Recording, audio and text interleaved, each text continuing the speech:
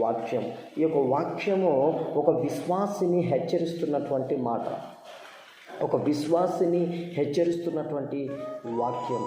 ఏమని హెచ్చరిస్తూ ఉన్నది? నువ్వు ఏ స్థితిలో నుండి పడితివో, ఏ స్థితిలో నుండి నువ్వు పడినావో, ఏ స్థితిలో నుండి నువ్వు పడినావో ఒకసారి జ్ఞాపకం చేసుకోమని ఇక్కడ ఒక విశ్వాసిని హెచ్చరిస్తున్నాడు, ఒక సంఘాన్ని హెచ్చరిస్తూ ఉన్నాడు. సంఘం అనగా విశ్వాసులు, అంటే అనేకులు దేవుని నమ్ముకున్నటువంటి ప్రజలు. ఒకనాడు యేసుక్రీస్తు ప్రభు యొక్క రాకడ సమీపించినప్పుడు సంఘముగా ఏర్పడి సంఘము ఎత్తబడుతుంది. కాబట్టి ఓ విశ్వాసి, ఓ క్రైస్తవుడా, నువ్వు ఏ స్థితిలో నుండి పడిపోయా? దేవుడు నిన్ను ఒక ఉన్నతమైనటువంటి స్థితిలో నిలబెట్టాడు. నీ యొక్క స్థానాన్ని, నీ స్థాయిని మార్చేశాడు. నువ్వు ఎప్పుడైతే దేవుని యందు విశ్వాసం కలిగి దేవుణ్ణి ప్రేమిస్తూ నమ్మకంగా బ్రతికావో, నీతిమంతునిగా బ్రతికినటువంటి నిన్ను ఒక ఉన్నతమైనటువంటి స్థాయిలో నిన్ను నిలబెట్టాడు. నిన్ను ఉన్నతమైనటువంటి ఒక స్థితిలోకి హెచ్చించాడు. నీ దీన మనసును బట్టి, నీ దీనత్వాన్ని బట్టి, నువ్వు చేస్తున్న ప్రార్థనను బట్టి, నువ్వు చదువుతున్నటువంటి వాక్యాన్ని బట్టి, నీ ప్రవర్తనను బట్టి, నీ క్రియలను బట్టి దేవుడు నిన్ను ఒక ఉన్నతమైనటువంటి స్థానంలో నిలబెడితే, దేవుడు నిన్ను హెచ్చించి ఒక స్థానంలో నిన్ను నిలబెడితే, నీవు ఆ స్థానములో నుండి నువ్వు పడిపోయావు. ఏ స్థితిలో నుండి నువ్వు పడిపోయావంటే, ఆశీర్వాదములో ఉన్నటువంటి నీవు, ఆశీర్వాదంగా ఉన్నటువంటి నీ జీవితము ఈ రోజున దిగజారిపోయినటువంటి పరిస్థితిలోకి పడిపోయింది. ఎక్కడి నుండి పడిపోయింది? ఆశీర్వాదమును పొందుకున్నటువంటి నీవు ఈ రోజున కరువులు నీకెందుకు వస్తున్నాయో తెలుసా? నువ్వు ఎక్కడికి వెళ్ళినా పరాజయాలు ఎందుకు ఎదురవుతున్నాయో తెలుసా?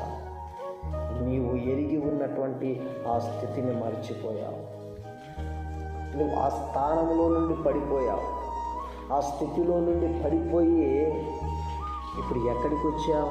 దిగజారిపోయినటువంటి పరిస్థితిలోకి వచ్చావు. ఎటు తోచని పరిస్థితిలో నువ్వు వచ్చేసావు.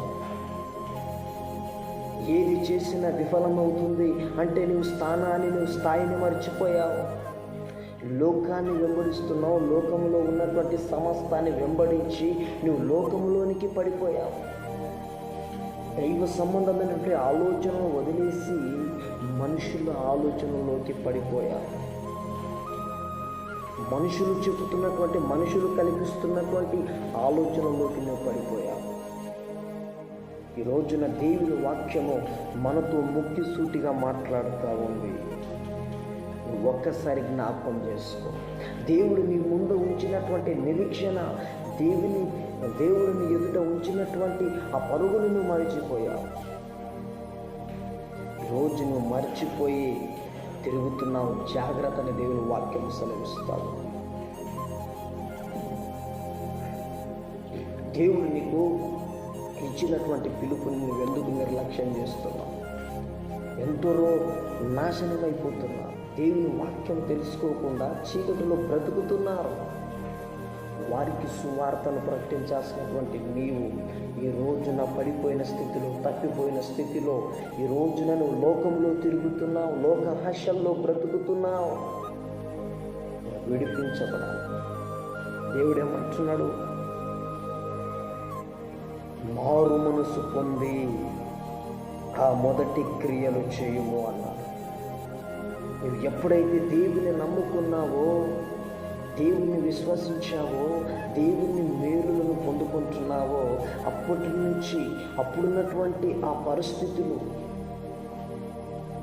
ఒకప్పుడు నీ క్రియలు ఏ విధంగా ఉన్నాయి, నువ్వు ఒకప్పుడు ఏ విధంగా బ్రతుకుతున్నావు, దేవునికి అంటుకట్టబడి బ్రతుకుతున్నటువంటి నీవు మొదట నువ్వు దేవునికి ఏ విధంగా దగ్గరగా బ్రతికినావో ఆ క్రియలను నువ్వు జ్ఞాపకం చేసుకో.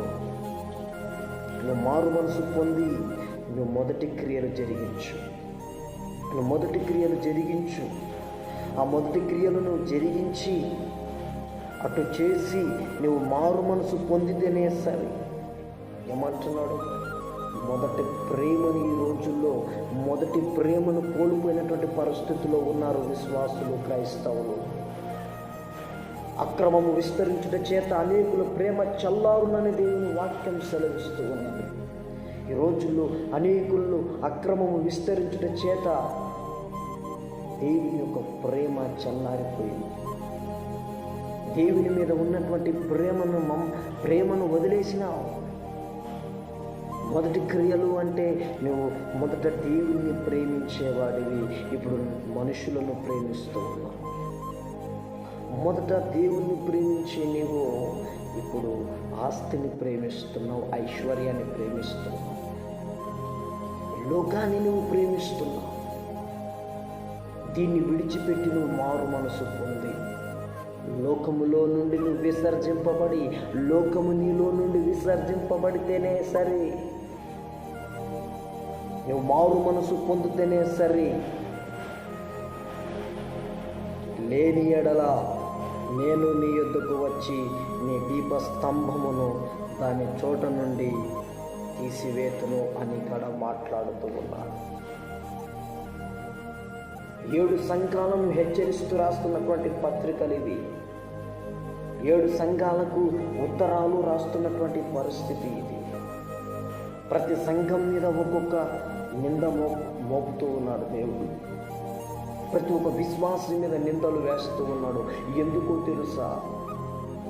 నీ భారము నేను ఎరిగి ఉన్నాను, కానీ మొదటి క్రియలు మర్చిపోయావు, నువ్వు మొదటి ప్రేమను మర్చిపోయావు, మొదటి విశ్వాసాన్ని మర్చిపోయావు.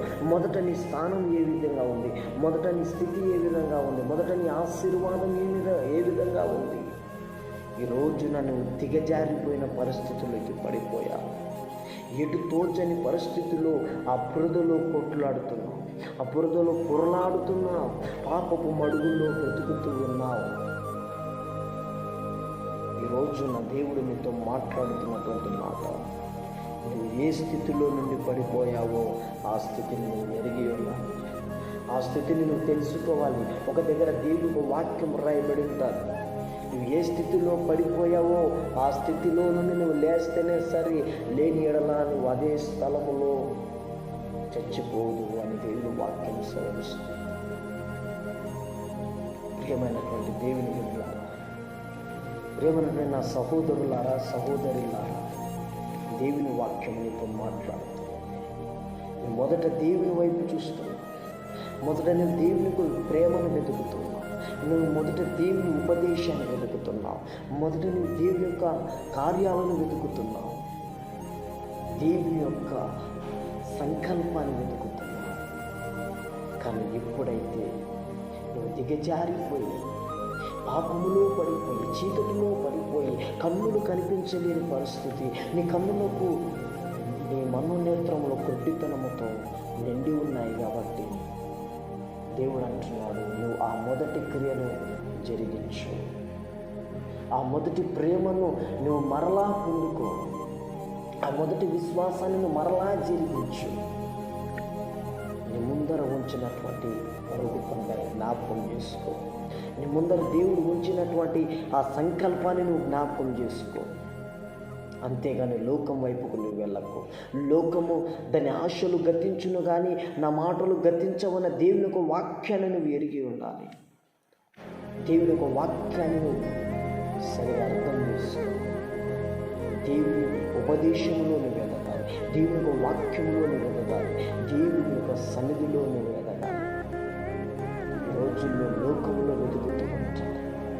లోకములో లోక సంబంధమైన వాటిలో ఎదగాలని ఆలోచిస్తారు, కానీ దేవుని యొక్క వాక్యంలో ఎదగాలి. అప్పుడు మన స్థాయిలో మన స్థిరత్వాలు కాబట్టి దేవుడి మాటను దీవించి ఆశీర్వదించుగాక. ఆమె అందరం కళ్ళు మూసుకున్నట్లయితే ప్రార్థన చేసుకుంటాం. మహాపరిశుద్ధుల ప్రేమ నమ్మకం కలిగిన దేవా, జీవాధిపతినికి వందనాలు, స్తోత్రాలు. ప్రభువారు